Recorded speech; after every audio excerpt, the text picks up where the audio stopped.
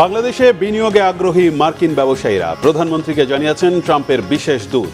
রাষ্ট্রপতি নির্বাচনের দায়িত্ব তারেক রহমানকে দিলেন স্থায়ী কমিটির সদস্যরা। সালাউদ্দিন আরমান সহ অনেককে আটকে রাখা সেই আয়নাঘর পরিদর্শন ট্রাইব্যুনালের বিচারকদের, জড়িত সবার বিচারের আশা চিফ প্রসিকিউটরের। স্থানীয় সরকার নির্বাচন নিয়ে উদ্বেগ বিরোধী দলীয় নেতার। দমন পীড়নের অতীতের পথে এগোচ্ছে সরকার, বলেছেন নাহিদ ইসলাম। রাজধানীতে গ্যাস সংকট আরও প্রকট। সিএনজি ফিলিং স্টেশনে দীর্ঘ অপেক্ষা, ভোগান্তির দ্রুত অবসান চায় ভুক্তভোগীরা। বোমা নয়, মিরপুরে জর্দার কৌটা উদ্ধার। ফার্মগেটে মিলল আবর্জনার বস্তা। আশুলিয়ায় প্রেসার কুকারের বোমা নিষ্ক্রিয় করেছে সিটিটিসি। দেখছিলেন সংবাদ শিরোনাম। সফররত মার্কিন প্রেসিডেন্ট ডোনাল্ড ট্রাম্পের মধ্য ও দক্ষিণ এশিয়া বিষয়ক বিশেষ দূত সার্জিও গৌর জানিয়েছেন, মার্কিন ব্যবসায়ীরা বাংলাদেশে বিনিয়োগে আগ্রহী। কোন কোন খাতে বিনিয়োগ করা যায় তার সম্ভাব্যতা যাচাই চলছে। প্রধানমন্ত্রী উপদেষ্টা ডক্টর মাহদি আমিন জানান, দেশে গণতান্ত্রিক অগ্রযাত্রার পাশাপাশি স্থিতিশীলতা ফিরে আসায় 25টি মার্কিন প্রতিষ্ঠানের 45 জন প্রতিনিধি বাংলাদেশে আসছেন আগামী সপ্তাহে। রিপোর্ট করছেন সিকান্দার রেমান। প্রধানমন্ত্রী তারেক রহমানের সঙ্গে সৌজন্য সাক্ষাৎ করেছেন ঢাকায় সফররত যুক্তরাষ্ট্রের দক্ষিণ ও মধ্য এশিয়া বিষয়ক বিশেষ দূত সার্জিও গৌর। শনিবার তেজগাঁয়ে প্রধানমন্ত্রীর কার্যালয়ে সাক্ষাৎ অনুষ্ঠিত হয়। সাক্ষাৎকালে বাংলাদেশ ও যুক্তরাষ্ট্রের মধ্যকার দ্বিপক্ষীয় সম্পর্ক, বাণিজ্য ও বিনিয়োগ সম্প্রসারণ, আঞ্চলিক সহযোগিতা এবং পারস্পরিক স্বার্থ সংশ্লিষ্ট বিভিন্ন বিষয়ে আলোচনা হয়। বাংলাদেশ ও যুক্তরাষ্ট্রের সম্পর্ক সবসময় ভালো ছিল এবং বর্তমান সরকারের অধীনে সে সম্পর্ক আরও দৃঢ় হচ্ছে। আমরা এরই মধ্যে ট্রাভেল অ্যাডভাইজারি উঠিয়ে নিয়েছি। আগামী সপ্তাহে আমাদের দেশ থেকে কয়েকটি প্রতিনিধি দল আসবে কোন কোন খাতে বিনিয়োগ করা যায় সেই সম্ভাব্যতা যাচাইয়ের জন্য। বিশেষ করে আইটি সহ কোন কোন খাতে বিনিয়োগ করা যায় সেটি নিয়ে এখন আমরা চিন্তা ভাবনা করছি।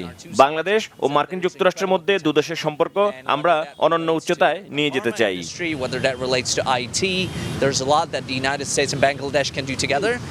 বিকেলে এক প্রেস ব্রিফিংয়ে প্রধানমন্ত্রীর উপদেষ্টা ও প্রধানমন্ত্রীর কার্যালয়ের মুখপাত্র ডক্টর মাহদি আমিন জানান, আগামী সপ্তাহের শেষ দিকে যুক্তরাষ্ট্রের শীর্ষ কোম্পানির প্রতিনিধিরা বাংলাদেশে আসবেন। মার্কিন ইনভেস্টমেন্ট যেন বাড়ে তার একটি ফার্স্ট স্টেপ হিসেবে আগামী সপ্তাহের শেষ নাগাদ যুক্তরাষ্ট্রের শীর্ষস্থানীয় প্রায় 25টি শিল্প এবং ব্যবসা প্রতিষ্ঠান থেকে শীর্ষস্থানীয় প্রায় 45 জন ব্যবসায়িক নেতৃবৃন্দ বা প্রথম সারির কর্মকর্তাবৃন্দ বাংলাদেশে আসবেন। বাংলাদেশের বিভিন্ন মন্ত্রণালয়ে যারা দায়িত্বপ্রাপ্ত রয়েছেন এবং বিভিন্ন দপ্তরে যারা গুরুত্বপূর্ণ অবস্থানে রয়েছেন ওনাদের সাথে তারা ধারাবাহিকভাবে বৈঠক করবেন। মাননীয় প্রধানমন্ত্রীর সাথেও ওনাদের একটি বৈঠক অনুষ্ঠিত হবে। এ সময় মাহদি আমিন জানান, আমদানি রপ্তানিকে আরও গতিশীল করতে দেশের বন্দরগুলো প্রতিদিন 24 ঘন্টা চালু রাখার বিষয়ে সিদ্ধান্ত হয়েছে। বাংলাদেশের প্রতিটি পোর্ট যেন 24 ঘন্টা সার্ভিস প্রোভাইড করতে পারে। ইম্পোর্ট এক্সপোর্টকে আরও কীভাবে ফাস্টেনার করা যায়।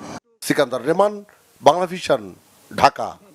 বিএনপি মহাসচিব ও স্থানীয় সরকার মন্ত্রী মির্জা ফখরুল ইসলাম আলমগীর বলেছেন, রাষ্ট্রপতি নির্বাচনের বিষয়ে প্রধানমন্ত্রী ও বিএনপি চেয়ারম্যান তারেক রহমানকে দায়িত্ব দিয়েছেন স্থায়ী কমিটির সদস্যরা।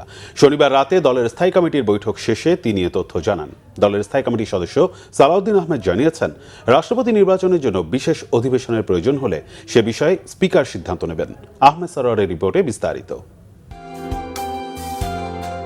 শনিবার বিকালে গুলশানে দলের চেয়ারম্যান কার্যালয়ে নওগাঁ ও জয়পুরহাট জেলা বিএনপির নেতৃবৃন্দের সাথে সাংগঠনিক বিষয় নিয়ে আলোচনা করেন দলের চেয়ারম্যান ও প্রধানমন্ত্রী তারেক রহমান। সেই বৈঠক শেষে রাত 8টার দিকে দলের স্থায়ী কমিটির বৈঠক শুরু হয়। তারেক রহমানের সভাপতিত্বে বৈঠকে দলের স্থায়ী কমিটির সদস্যরা উপস্থিত ছিলেন। স্থায়ী কমিটির সদস্য ডক্টর মঈন খান ভার্চুয়ালি যোগ দেন বৈঠকে। 2 ঘণ্টা ধরে চলা বৈঠক শেষে বেরিয়ে সাংবাদিকদের মুখোমুখি হন দলের মহাসচিব ও স্থানীয় সরকার মন্ত্রী মির্জা ফখরুল ইসলাম আলমগীর। জানান, দেশের সামগ্রিক রাজনৈতিক পরিস্থিতি নিয়ে দীর্ঘ আলোচনা হয়েছে। স্থানীয় সরকার নির্বাচন নিয়েও আলোচনা হয়েছে বৈঠকে। দেশের প্রশাসনিক ব্যবস্থা, আপনার সরকারের উন্নয়ন কর্মকাণ্ড সব বিষয়ে আলোচনা হয়েছে। স্থানীয় সরকার নির্বাচন নিয়ে আলোচনা হয়েছে। আর সবশেষে আলোচনা হয়েছে, যেটা আপনারা সবচেয়ে বেশি শুনতে চান, রাষ্ট্রপতি নির্বাচন সম্পর্কে। আমাদের দলের পক্ষ থেকে আমাদের রাষ্ট্রপতি নির্বাচনের প্রার্থী নির্বাচন, কবে নির্বাচন হবে, সব দায়িত্ব আমাদের দলের চেয়ারম্যান এবং মাননীয় প্রধানমন্ত্রী জনাব তারেক রহমানের উপরে ন্যস্ত করা হয়েছে। দলের স্থায়ী কমিটির আরেক সদস্য ও স্বরাষ্ট্রমন্ত্রী সালাউদ্দিন আহমেদ জানান, রাষ্ট্রপতি নির্বাচনের বিষয়ে সিদ্ধান্ত নেবে নির্বাচন কমিশন। তারা তফসিল ঘোষণা করলে তখন বিএনপি জানাবে কাকে প্রার্থী করা হবে। প্রধানমন্ত্রী ও দলের চেয়ারম্যানকে এই সিদ্ধান্ত নেয়ার দায়িত্ব দেওয়া হয়েছে। নির্বাচন কমিশন তফসিল ঘোষণা করলে মনোনয়নপত্র বিক্রি হবে, জমা হবে, যাচাই বাছাই হবে। বাছাইয়ের পরে যদি সিঙ্গেল প্রার্থী হয় সেই ক্ষেত্রে আর নির্বাচন করতে হয় না। যদি একাধিক প্রার্থী হয় তাহলে জাতীয় সংসদের জন্য একটা বিশেষ অধিবেশন আহ্বান করার নিয়ম আছে। সেটা মাননীয় স্পিকারের সাথে আলাপ করে নির্বাচন কমিশন সেই দিনটি ঠিক করেন। বৈঠক শেষে রাত 10টার দিকে প্রধানমন্ত্রী ও দলের চেয়ারম্যান তারেক রহমান বাসভবনের উদ্দেশ্যে গুলশান কার্যালয়ে ত্যাগ করেন। আহমেদ সরওয়ার, বাংলা ভিশন, ঢাকা। প্রধানমন্ত্রী তারেক রহমান দেশের শীর্ষ ব্যবসায়ী ও শিল্পোদ্যোক্তাদের সাথে বৈঠক করেছেন। তেজগাঁওয়ে প্রধানমন্ত্রীর কার্যালয়ে উচ্চ পর্যায়ের বৈঠকটি অনুষ্ঠিত হয়। এতে মূলত বিনিয়োগ, পরিবেশ উন্নয়ন, শিল্প খাতের বিদ্যমান সমস্যা, জ্বালানি সংকট, কর নীতি, রপ্তানি বৃদ্ধি এবং বিদেশি বিনিয়োগ আকর্ষণের বিষয়গুলো নিয়ে আলোচনা হয়। বৈঠকে ব্যবসায়ীরা বিদ্যুৎ ও জ্বালানি সরবরাহ, কর ব্যবস্থা, নিয়ন্ত্রক জটিলতা, লজিস্টিক্স, দক্ষ জনশক্তি এবং বিনিয়োগ বান্ধব পরিবেশ নিশ্চিত করার বিষয়ে তাদের মতামত তুলে ধরেন। প্রধানমন্ত্রী বেসরকারি খাতের সাথে নিয়মিত সংলাপ অব্যাহত রাখার এবং ব্যবসা বান্ধব পরিবেশ তৈরিতে সরকারের অঙ্গীকার পুনর্ব্যক্ত করেন।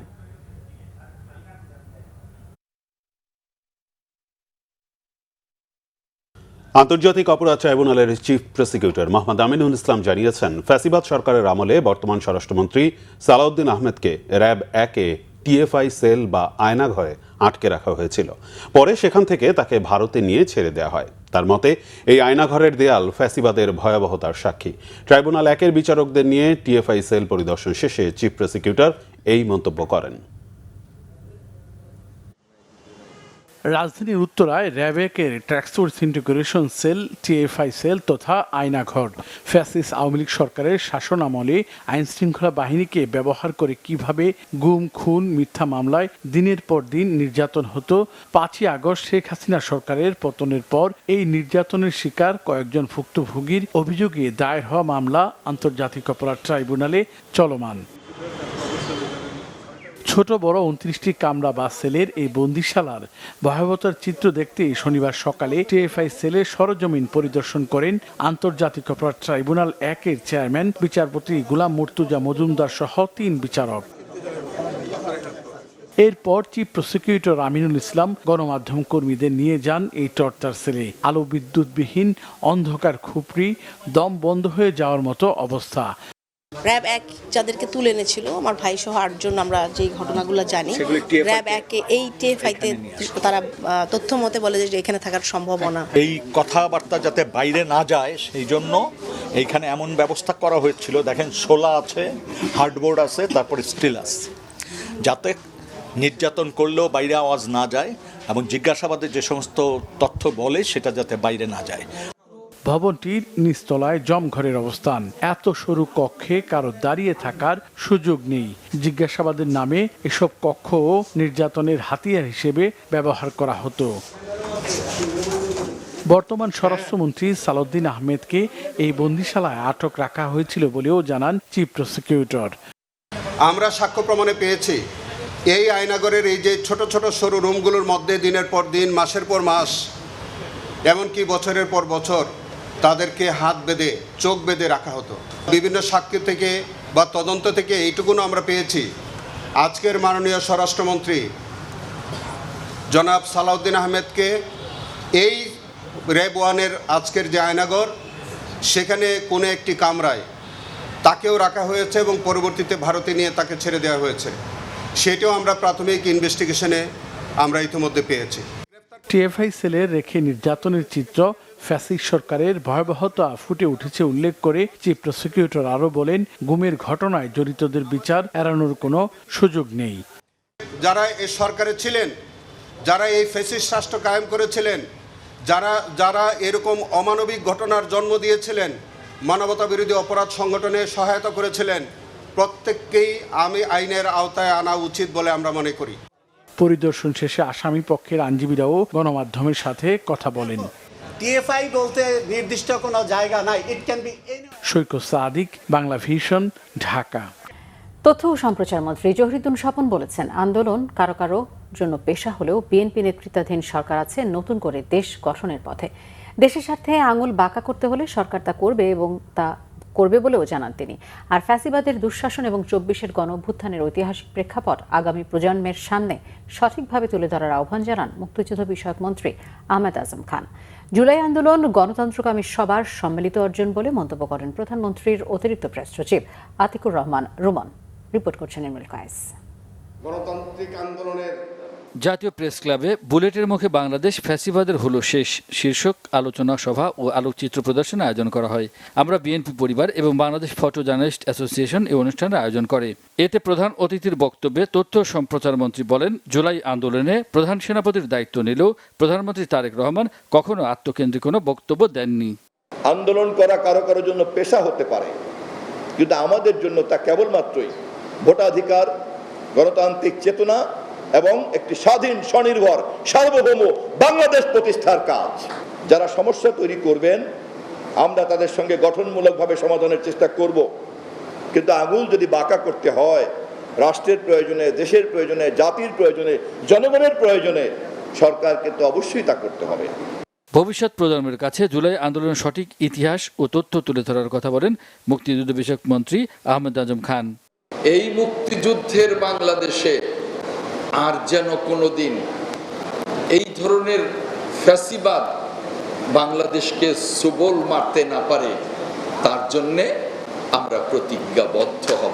জুলাইয়ের চেতনাকে ধারণ করে স্থিতিশীল ও সমৃদ্ধ দেশ গঠনে সবাইকে ঐক্যবদ্ধ প্রচেষ্টা চালানোর আহ্বান জানান সাংবাদিক নেতারা। বিএনপি কখনোই একক দাবিদার না। জনাব তারেক রহমান আজকের প্রধানমন্ত্রী, উনি কখনো বলেনি যে আমি একক দাবিদার, কিন্তু আপনারা অযোগ্যতা করছেন। আপনারা আস্থা করে নিক্ষেপ হবেন একদিন। মিডিয়ার প্রতি চড়া হয়েছে, অবরুদ্ধ করে রেখেছে, বন্ধ করে দিয়েছে, সাংবাদিকদের নিপীড়ন জুলুম করেছে, ৬৯ জন সাংবাদিককে হত্যা করেছে। আমরা সেগুলোর বিচার চাই। জুলাই গণঅভ্যুত্থানকে শুধু ১৩ মাসে আন্দোলন হয়েছে না, জুলাই গণঅভ্যুত্থানের পটভূমি তৈরি হয়েছে ১৬ বছরের আন্দোলনের মধ্য দিয়ে, যার চূড়ান্ত পরিণতিটা হয়েছে জুলাই আগস্টে এসে।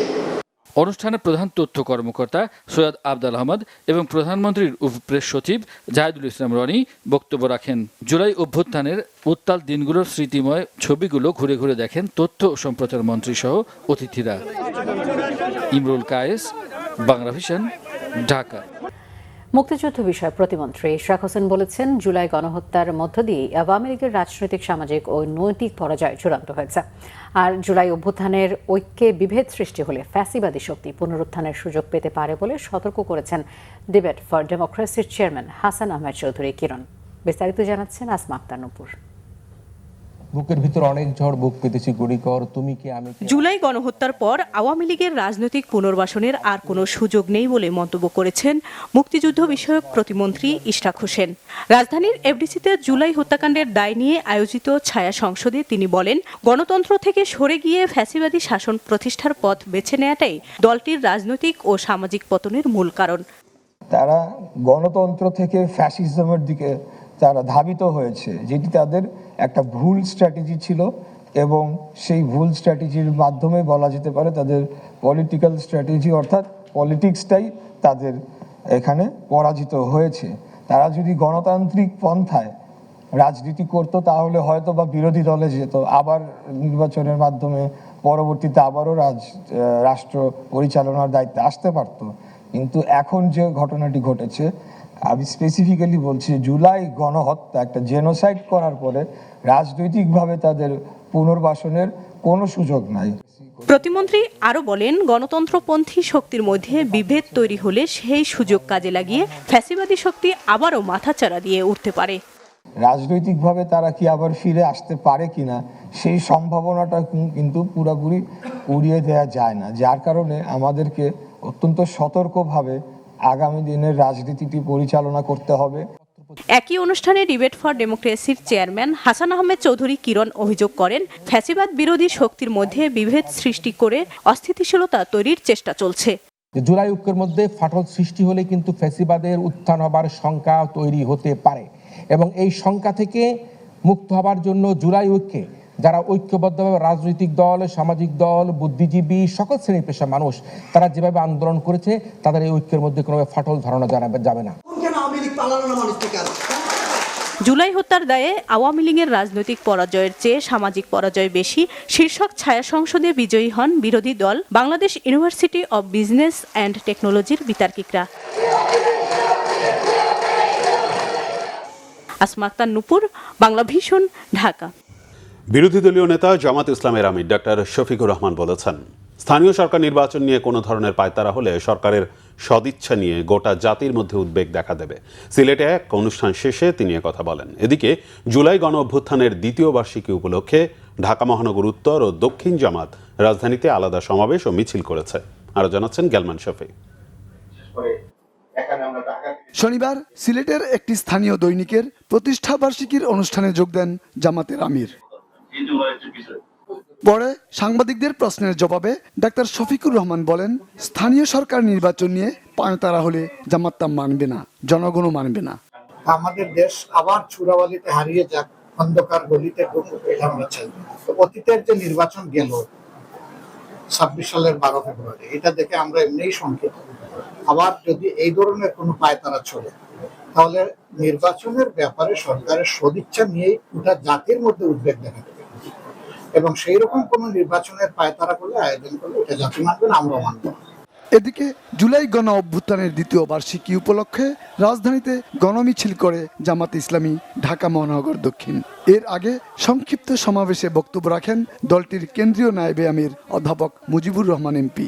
গণভোটের রায় এটাকে বাস্তবায়িত করার জন্য আমাদের জনগণের দাবি মেনে নেওয়া না হয়, তাহলে আন্দোলন যেভাবে দেখছেন এত পাইনিশা আন্দোলন থাকবে না। আন্দোলন অত্যন্ত মজবুত হবে। আমরা অন্যায়কে প্রতিহত করব, ন্যায়কে প্রতিষ্ঠা করব, আল্লাহর বিধানকে বিজয়ী করব, মানুষের বিধানকে পরাজিত করে মানুষের মুখে হাসি ফোটাবো। এছাড়া রাজধানীতে আরেকটি অনুষ্ঠানে জামাতের কেন্দ্রীয় সেক্রেটারি জেনারেল অধ্যাপক মিয়া গোলাম পরোয়ার অভিযোগ করেছেন, প্রধানমন্ত্রীকে ভুল বুঝিয়ে কিছু লোক বিএনপিকে ফেসিবাদের দিকে নিয়ে যাচ্ছে। প্রধানমন্ত্রীকে ভুল বুঝিয়ে চারিপাশের কিছু লোক রক্তাক্ত জুলাইয়ের গণঅভ্যুত্থানের জুলাই সনদের ভিত্তিতে আইনি ভিত্তির মধ্য দিয়ে যে গণভোট হয়েছে, সেই গণভোটের রায় থেকে বিএনপি সরকারকে তারা পিছনে নিয়ে যাচ্ছে, ফ্যাসিবাদের দিকে দেশকে ধাবিত করছে। 70% মানুষের রায়ের সাথে আপনারা বেইমানি করতে পারেন, আমরা বেইমানি করতে পারবো না। রাজধানীর মহাখালী কলেরা হাসপাতালের সামনে ঢাকা মহানগর উত্তর এই সমাবেশের আয়োজন করে। গ্যালমান শফি, বাংলা ভিশন, ঢাকা। কোনো একটি দলের পকেটে চলে না গিয়ে সবার সাথে সম্পর্ক রেখে চলা উচিত সংখ্যালঘুদের, বলেছেন বিরোধী দলীয় চিফ হুইপ ও এনসিপির আহ্বায়ক নাহিদ ইসলাম। শনিবার ঢাকা রিপোর্টার্স ইউনিটিতে আয়োজিত এক আলোচনা সভায় একথা বলেন নাহিদ। এনসিপির আহ্বায়ক বলেন, অতীতে আওয়ামী লীগ সংখ্যালঘুদের সবচেয়ে বেশি জমি সম্পদ দখল করেও সংখ্যালঘুদের অভিভাবক বলে নিজেদেরকে প্রচার করে এসেছিল। এখন সাম্প্রদায়িক সম্প্রীতি নষ্ট করে এসব গোষ্ঠী রাজনৈতিক ফায়দা লুটতে চায়।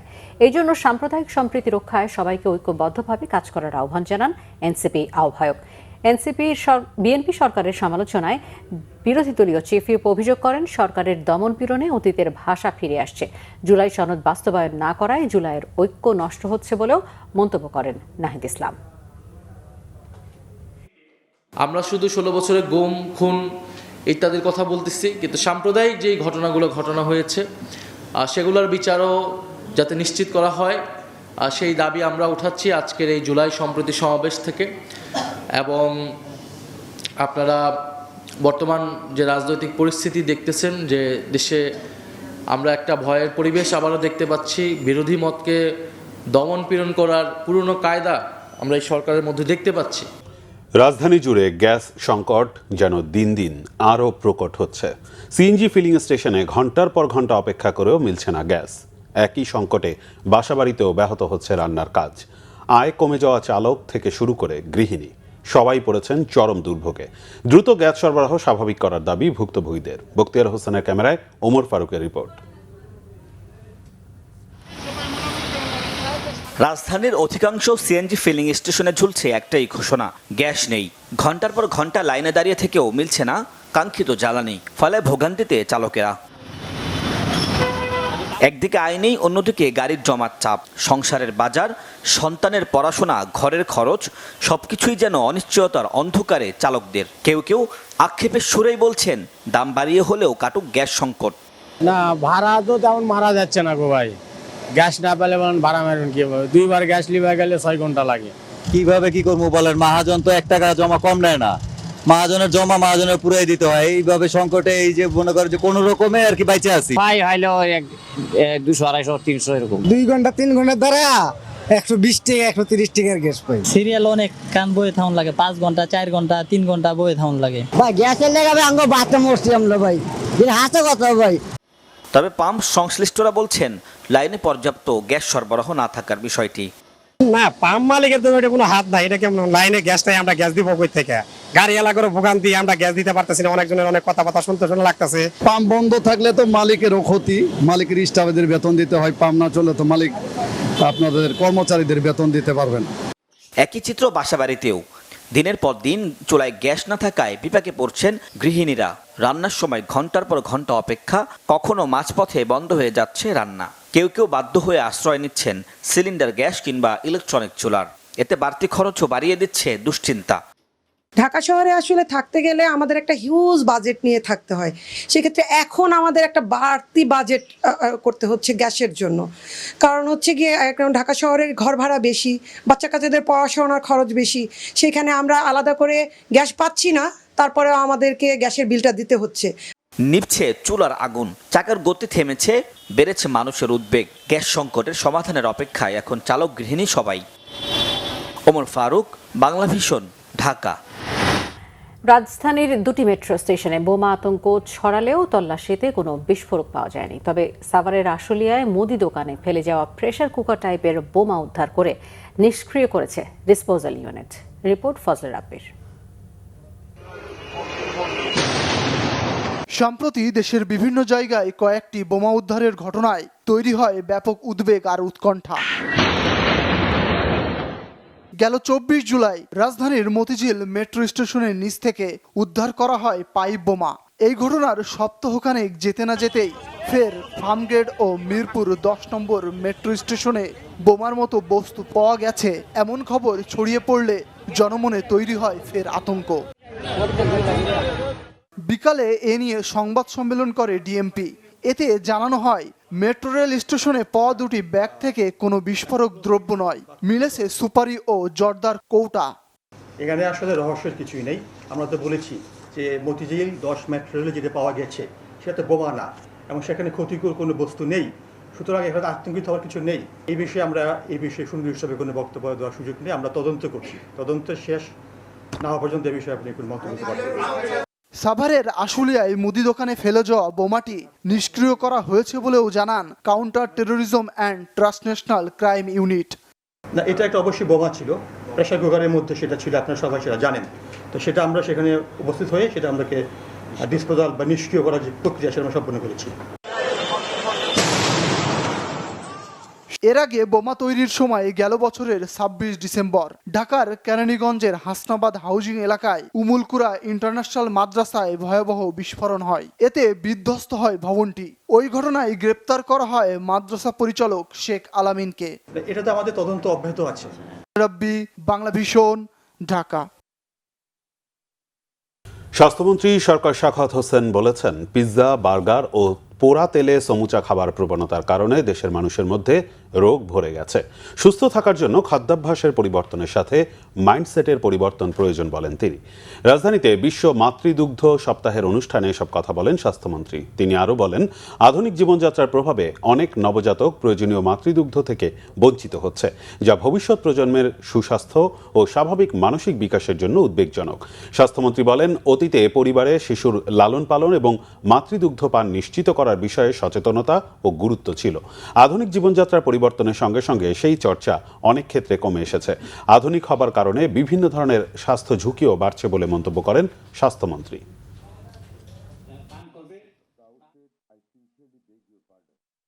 চিজ দিয়া পিজা খাই, চিজ দিয়া বার্গার খাই, পোড়া তেলের সমোসা খাই, এগুলি খাইতে খাইতে আজকে আমাদের রোগে দেশটা ভরে গেছে।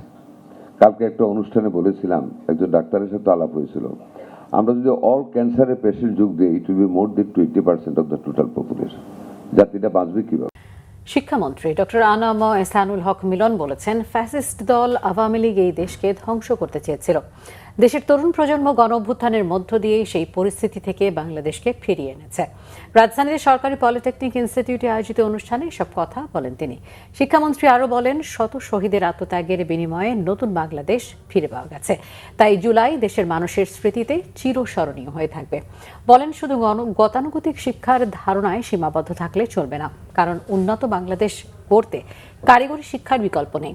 আন্তর্জাতিক শ্রমবাজারে কারিগরি দক্ষ জনশক্তির ব্যাপক চাহিদা রয়েছে জানিয়ে শিক্ষামন্ত্রী বলেন, দক্ষ কর্মী বিদেশে পাঠানো গেলে বৈদেশিক মুদ্রা অর্জনের পাশাপাশি দেশের অর্থনীতি আরও শক্তিশালী হবে। এজন্য সরকার দেশে আরও 4টি ইঞ্জিনিয়ারিং কলেজ প্রতিষ্ঠার উদ্যোগ নিয়েছে বলেও জানান শিক্ষামন্ত্রী। বরিশাল 350 মেগাওয়াট বিদ্যুৎ কেন্দ্রের দূষণে বরগুনার তালতলিতে ছড়িয়ে পড়েছে নানান রোগ ব্যাধি। কর্ম হারিয়েছেন অসংখ্য জেলে ও কৃষক, যা উঠে এসেছে গতকাল বাংলাভিশনে প্রচারিত প্রতিবেদনে।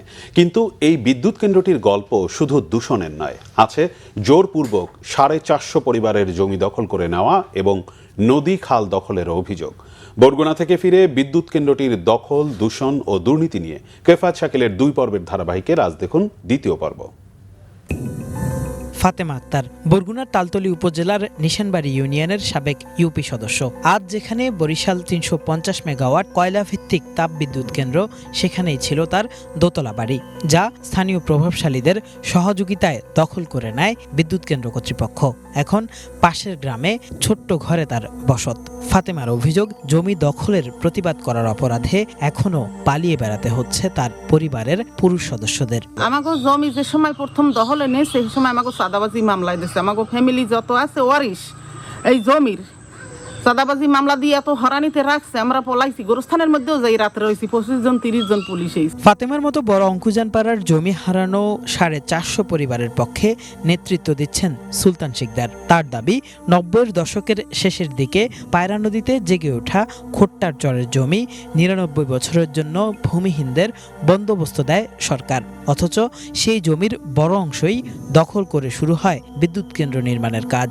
নথিপত্র বলছে 2017 সালে নির্মাণ শুরু হলেও জেলা প্রশাসন বিদ্যুৎ কেন্দ্রকে জমি বরাদ্দই দিয়েছে 2023 সালের অক্টোবরে। ততদিনে বিদ্যুৎ উৎপাদনও শুরু হয়ে যায়। সুলতান শিকদারের দাবি, সেই বরাদ্দ বৈধ নয়, কারণ জমি নিয়ে মামলা এখনো বিচারাধীন। জমি এই মাথা থেকে ওই মাথায় কেনছে এক ডাক, এই মাথা কেনছে এক ডাক, এই এরকম কিনা টোটাল জমি বাউন্ডারি দেশে মাঝখানে জমিগুলো ফালাইয়া, আমাদের জমিগুলো ফালাইয়া। আমাদের জমি যখন লিজ দিয়েছে তখন কি আদালত দেখছিল না আইন কি এক পক্ষে? আমাদের কোনো আইন নাই। শুধু জনগণের জমি দখল করা নয়, বিদ্যুৎ কেন্দ্রটির বিরুদ্ধে নদী দখল ও খাল ভরাটের অভিযোগ তুলেছে খোদ জাতীয় নদী রক্ষা কমিশনই। খালগুলো ভরাটের কারণে ওই এলাকায় জলাবদ্ধতার সৃষ্টি ও কৃষি জমির ব্যবহারযোগ্যতা হারাচ্ছে। শুভ সন্ধ্যা সমুদ্র সৈকত থেকে বালু তুলে বিদ্যুৎ কেন্দ্রের জমি ভরাট করায় উপকূলে ভাঙন প্রকট হয়েছে বলে অভিযোগ স্থানীয়দের। এই সমুদ্র সৈকতটি আগে ছিল আরো অনেক দূরে, কিন্তু ভাঙতে ভাঙতে এভাবে গাছ মরতে মরতে এখন এটি একেবারেই মূল ভূখণ্ডের কাছে চলে এসেছে। স্থানীয়রা মনে করেন এই জায়গা থেকে বিদ্যুৎ কেন্দ্রের জন্য যে বালু উত্তোলন করা হয়েছিল, সেটির কারণেই এই সমুদ্র সৈকত এলাকায় এমন তীব্র ভাঙন সৃষ্টি হয়েছে। তাপবিদ্যুৎ কেন্দ্র করার জন্য যখন করছে, তখন এখান থেকে বড় চায়না ড্রেজার থেকে যে বালুটা উত্তোলন করছে, ওই জায়গা থেকে সরল জমিন থেকে 40 ফিট উপরে এই সম্পূর্ণ বালুটা এখান থেকে নেওয়ার কারণে আজকে এই বৃষ্টি ধ্বংস হয়ে গেছে। জাতীয় নদী রক্ষা কমিশনের তৎকালীন চেয়ারম্যান বলছেন, নদী খাল দখল, সৈকত থেকে বালু তোলা সহ বিদ্যুৎ কেন্দ্রটির পরিবেশগত বিভিন্ন ক্ষতিকর দিক তুলে ধরে সরকারের সব সংস্থাকেই জানিয়েছেন তারা, কিন্তু আমলে নেয়নি কেউই। আমরা জাতীয় নদী রক্ষা কমিশন থেকে যে রিপোর্ট দিয়েছি এবং গভর্নমেন্টকে এটা না দেওয়ার জন্য যেটা বলেছি যে এটা প্রোটেক্ট করতে হবে, এই জমিতে এরকম করা যাবে না, আর একই সাথে পরিবেশ বিনষ্ট হয়ে যাবে। সেই জায়গায় নদীর কূলে যে জায়গাটা আছে 3টা মোহনা, এবং ওখানে যে মৎস্য চাষিরা আছে এবং মৎস্য প্রজনন যে ইলিশের, এইটাকে বিনষ্ট করা যাবে না। তো এইটা সত্ত্বেও এটা কিন্তু করা হয়েছে। প্রাইম মিনিস্টার্স অফিসে পর্যন্ত আমরা রিপোর্ট দিয়েছি। সো অল কনসার্ন সকল মন্ত্রণালয়গুলোকে আমরা কিন্তু অবহিত করেছি। নানা পর্যায়ে তাদের প্রভাব খাটিয়ে তারা এটা করছে বলে মনে হয়। জমি দখল থেকে আজ পর্যন্ত এসব সমস্যার বিষয়ে বিদ্যুৎ কেন্দ্র এবং সরকারের বিভিন্ন দপ্তরে ঘুরলেও কোনো প্রতিকার পাচ্ছেন না বলে অভিযোগ স্থানীয়দের। তৈরি করার সময় থেকে আমরা এখন পর্যন্ত অবধি আমরা এটার কথাই বলতেছি, কিন্তু এদের যে কর্তৃপক্ষ আমাদের এই কথার কোনো জবাবও দিচ্ছে না, আমরা তাদের মুখ থেকে শুনতে পাচ্ছি না। সব আইন উপেক্ষা করে এই তাপবিদ্যুৎ কেন্দ্রটা এখন পর্যন্ত চলছে। বাংলাদেশ বিদ্যুৎ উন্নয়ন বোর্ড বলছে, বিদ্যুৎ কেন্দ্রটির অপরাধের তথ্য প্রমাণ পেলে অবশ্যই ব্যবস্থা নেবে সংস্থাটি। আমার কাছে এখন পর্যন্ত কোনো ইনপুট নাই। আমি যদি ইনপুট গুলো পাই, সেই ইনপুট গুলো ওদের দিয়ে বলতে পারি যে এগুলো তোমরা করো, যথাযথভাবে অনুসরণ করো, হ্যাঁ, আচ্ছা, প্রতিপালন করো, এইটুকু বলতে পারি। তার আগে তো আর আমি এমন কিছু করতে না। তারপরে যদি ওরা না মানে তখন আমি হয়তো করতে পারি আর কি। অভিযোগগুলোর বিষয়ে জানতে পাওয়ার চায়নাকে একাধিক মেইল করা হলেও 2 মাসেও কোনো জবাব দেয়নি চীনা প্রতিষ্ঠানটি। কিফায়েত শাকিল, বাংলা ভিশন, বরগুনা। কক্সবাজার সমুদ্র সৈকতে প্যারাসেইলিং করতে গিয়ে সাগরে ছিটকে পড়ে খুলনার এক পর্যটকের মৃত্যু হয়েছে। বিকেলে কক্সবাজার মেরিন ড্রাইভ সড়কের দরিয়ানগর এলাকায় প্যারাসেইলিং এর সময় এই দুর্ঘটনা হয় বলে নিশ্চিত করেছেন সৈকতে কক্সবাজার জেলা প্রশাসনের বিচ কর্মী মাহবুব আলম। খুলনা থেকে যাওয়া এই পর্যটকের নাম সৌভিক রয়। মাহবুব জানান, খুলনা থেকে 9 জনের একটি দল কক্সবাজার ভ্রমণে গিয়ে কলাতরের ওশান ভিউ প্যারাডাইজ হোটেলে উঠে শনিবার দুপুরে দরিয়ানগরে প্যারাসেইলিং করতে গিয়ে রশি ছিঁড়ে সাগরের পানিতে ছিটকে পড়েন ওই পর্যটক। তাকে উদ্ধার করে কক্সবাজার সদর হাসপাতালে নেওয়া হলে কর্তব্যরত চিকিৎসক মৃত ঘোষণা করেন। ফরিদ আহমদ নামের এক ব্যক্তির মালিকানাধীন দরিয়ানগরের ওই প্যারাসেইলিং এর গত 2 বছরে অন্তত 10 পর্যটক নানাভাবে আহত হয়েছেন। অভিযোগ রয়েছে, প্যারাসেইলিং পরিচালনাকারীদের অনেকেই অদক্ষ। প্রশাসনের নির্দেশনা ও শর্ত তারা মানে না। গত এপ্রিলেও এক পর্যটক আহত হন প্যারাসেইলিং করতে গিয়ে। এবার আরো কিছু খবর নিয়ে একটি ডেস্ক রিপোর্ট। শ্রম ও কর্মসংস্থান এবং প্রবাসী কল্যাণ মন্ত্রী আরিফুল হক চৌধুরী সরকার বলেছেন, সরকার রেল বিভাগকে আরও আধুনিক, গতিশীল ও জনবান্ধব করতে পরিকল্পনা গ্রহণ করেছে। সিলেট, জকিগঞ্জ ও জাফলংয়ে রেললাইন সম্প্রসারণ ও সিলেটের রেল সেবা বাড়াতে ঢাকা থেকে ট্রেনে সিলেট যাওয়ার পথে মৌলভীবাজারের শ্রীমঙ্গল রেলওয়ে স্টেশনে আকস্মিক পরিদর্শনে গিয়ে তিনি কথা জানান। এদিকে রেলপথ প্রতিমন্ত্রী হাবিবুর রশিদ জানিয়েছেন, রেলের সম্পত্তি নতুন করে লিজ দেওয়া হবে না। বর্তমানে যেসব লিজ রয়েছে সেগুলো পর্যবেক্ষণ করা হবে। বিকেলে চট্টগ্রাম রেলওয়ে স্টেশনে সাংবাদিকদের সাথে মতবিনিময়কালে তিনি আরও বলেন, যেখানে আইনি বাধা থাকবে না সেখানে লিজ বাতিল করে জমিগুলো পুনর্গঠন করা হবে। বগুড়া বিভাগ গঠন নিয়ে স্থানীয় সরকার, পল্লী উন্নয়ন ও সমবায় প্রতিমন্ত্রী মীর শাহে আলম বলেছেন, কুমিল্লা ও ফরিদপুর বিভাগের ব্যাপারে কাজ অনেক দূর এগিয়ে। বগুড়া বিভাগের ব্যাপারে মুখ্য সচিব এবং প্রধানমন্ত্রীর সাথে এখনও আলোচনা হয়নি। প্রধানমন্ত্রী সবার সাথে কথা বলে সম্মতি দিলে কুমিল্লা ও ফরিদপুরের সাথে এই প্রক্রিয়াটা এগিয়ে নেওয়া হবে। শনিবার বিকালে বগুড়ার শিবগঞ্জ উপজেলা প্রশাসন ও বন বিভাগ আয়োজিত বৃক্ষরোপণ অভিযান ও বৃক্ষ মেলার স্টল পরিদর্শন শেষে তিনি এ তথ্য জানান। তাঁত শিল্পের উন্নয়ন ও দক্ষ জনশক্তি তৈরির লক্ষ্যে টাঙ্গাইলের বাজিতপুরে তাঁত প্রশিক্ষণ কেন্দ্র ও বেসিক সেন্টার উদ্বোধন করা হয়েছে। উদ্বোধন শেষে প্রতিমন্ত্রী মোহাম্মদ শরীফুল আলম বলেন, টাঙ্গাইলে ঐতিহ্যবাহী তাঁত শিল্পকে টিকিয়ে রাখতে আধুনিক প্রযুক্তির সমন্বয়ে প্রশিক্ষণের ব্যবস্থা করা হয়েছে। অনুষ্ঠানে আরও উপস্থিত ছিলেন মৎস্য ও প্রাণী সম্পদ প্রতিমন্ত্রী সুলতান সালাউদ্দিন টুকু। সভাপতিত্ব করেন বস্ত্র ও পাট মন্ত্রণালয়ের সচিব শরীফ উদ্দিন আহমেদ চৌধুরী। প্রাথমিক বৃত্তি পরীক্ষায় সরকারি বেসরকারি শিক্ষার্থীদের সমান সুযোগের দাবিতে রাজধানীতে বাংলাদেশ কিন্ডারগার্টেন অ্যাসোসিয়েশনের উদ্যোগে জেলা প্রতিনিধি সম্মেলন হয়েছে। এতে প্রধান অতিথি ছিলেন অ্যাসোসিয়েশনের প্রধান উপদেষ্টা রেহানা আক্তার। সম্মেলনে 4 দফা দাবি উত্থাপন করা হয়। বক্তারা বলেন, ইউনিয়ন অথবা ওয়ার্ড কোটা বাতিল হওয়ায় শিক্ষক, শিক্ষার্থী ও অভিভাবকের মধ্যে উদ্বেগ ও অসন্তোষ তৈরি হয়েছে। অনুষ্ঠানে বক্তব্য রাখেন সংগঠনের মহাসচিব মোহাম্মদ মিজানুর রহমান, ভাইস চেয়ারম্যান মামুনুর রশিদ, শ্যামল রায় ও আব্দুল মাজেদ সহ অনেকে। 18তম প্রতিষ্ঠা বার্ষিকী উপলক্ষে জুলাই আগস্ট ছাত্র জনতার অভ্যুত্থান ও বাংলাদেশের সাংস্কৃতিক জাগরণ শিরোনামে আলোচনা সভা, গুণীজন সংবর্ধনা ও মনোজ্ঞ সাংস্কৃতিক অনুষ্ঠান হয়েছে। স্বদেশ সাংস্কৃতিক ফাউন্ডেশনের আয়োজনে সন্ধ্যায় বাংলাদেশ শিল্পকলা একাডেমির জাতীয় চিত্রশালা মিলনায়তনে অনুষ্ঠানে প্রধান অতিথি ছিলেন সংসদ সদস্য এম রুহুল কুদ্দুস তালুকদার দুলু। প্রধান আলোচক ছিলেন মোহাম্মদ আরিফুল ইসলাম জিয়া ও সম্মানিত অতিথি ছিলেন বিএনপি চেয়ারম্যানের উপদেষ্টা সৈয়দ আলমগীর। অনুষ্ঠানে সভাপতিত্ব করেন অ্যাডভোকেট রবিউল হোসেন রবি। বিএনপি চেয়ারম্যানের উপদেষ্টা মণ্ডলীর সদস্য ও ঢাকা ২ আসনের সংসদ সদস্য আমান উল্লাহ আমান বলেছেন, বিএনপি হচ্ছে এদেশের একমাত্র উন্নয়নের দল। এরই মধ্যে প্রধানমন্ত্রী তারেক রহমানের নেতৃত্বে সারা দেশে বিভিন্ন সেক্টরে নানা উন্নয়নমূলক কর্মকাণ্ড শুরু হয়েছে। বিকেলে কেরানীগঞ্জের বাস্তা ইউনিয়নে গোয়ালখালী আদর্শ উচ্চ বিদ্যালয়ের প্রাক্তন শিক্ষার্থীদের পুনর্মিলনী অনুষ্ঠানে তিনি এসব কথা বলেন। সম্প্রতি পানি সম্পদ প্রতিমন্ত্রী ফরহাদ হোসেন আজাদকে নিয়ে কুৎসা রটানোর প্রতিবাদে বিক্ষোভ, প্রতিবাদ সমাবেশ এবং সংবাদ সম্মেলন হয়েছে। পঞ্চগড় জেলার সব সচেতন সনাতন ধর্মাবলম্বীদের আয়োজনে এসব কর্মসূচি পালন করা হয়। এদিকে দুপুরে জেলা বিএনপি কার্যালয়ের সামনে থেকে বিক্ষোভ মিছিল বের করেন সনাতনীরা। পরে শহরের চৌরঙ্গি মোড়ে সমাবেশ হয়। বক্তারা বলেন, হিন্দুরা যাতে ফরহাদ হোসেন আজাদের বিপক্ষে যায় সেজন্য বিরোধী দলগুলো সনাতনীদের মধ্যে বিভ্রান্তি ছড়াচ্ছে এবং মিথ্যা ভিডিও ছড়িয়ে তার চরিত্র হননের চেষ্টা করছে। পরে তারা একটি বিক্ষোভ মিছিল নিয়ে পঞ্চগড় প্রেস ক্লাবে সংবাদ সম্মেলন করেন কুৎসা রটানোর প্রতিবাদে। Bangla vision news desk. সংবাদ শেষ করব, তবে যাওয়ার আগে শিরোনামগুলো জানাবো আরেকবার।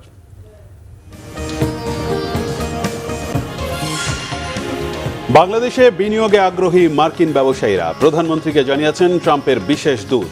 রাষ্ট্রপতি নির্বাচনের দায়িত্ব তারেক রহমানকে দিলেন স্থায়ী কমিটির সদস্যরা। সালাউদ্দিন আরমান সহ অনেককে আটকে রাখা সেই আয়নাঘর পরিদর্শন ট্রাইব্যুনালের বিচারকদের, জড়িত সবার বিচারের আশা চিফ প্রসিকিউটরের। স্থানীয় সরকার নির্বাচন নিয়ে উদ্বেগ বিরোধী দলীয় নেতার, দমন পীড়নের অতীতের পথে এগোচ্ছে সরকার, বলেছেন নাহিদ ইসলাম। রাজধানীতে গ্যাস সংকট আরও প্রকট, সিএনজি ফিলিং স্টেশনে দীর্ঘ অপেক্ষা, ভোগান্তির দ্রুত অবসান চায় ভুক্তভোগীরা। বোমা নয়, মিরপুরে জর্দার কৌটা উদ্ধার, ফার্মগেটে মিলল আবর্জনার বস্তা। আশুলিয়ায় প্রেসার কুকারের বোমা নিষ্ক্রিয় করেছে সিটিটিসি। এই ছিল এখনকার মতো। পরের সংবাদ রাত 1টায় দেখার আমন্ত্রণ রইল। এছাড়া বাংলা ভিশন সংবাদ ও সংবাদ সংশ্লিষ্ট অনুষ্ঠান দেখতে ভিজিট করুন www.bbnews24.com ও facebook.com/banglavishnnews এবং সাবস্ক্রাইব করুন youtube.com/banglavishnnews। ধন্যবাদ। শুভরাত্রি। শুভরাত্রি।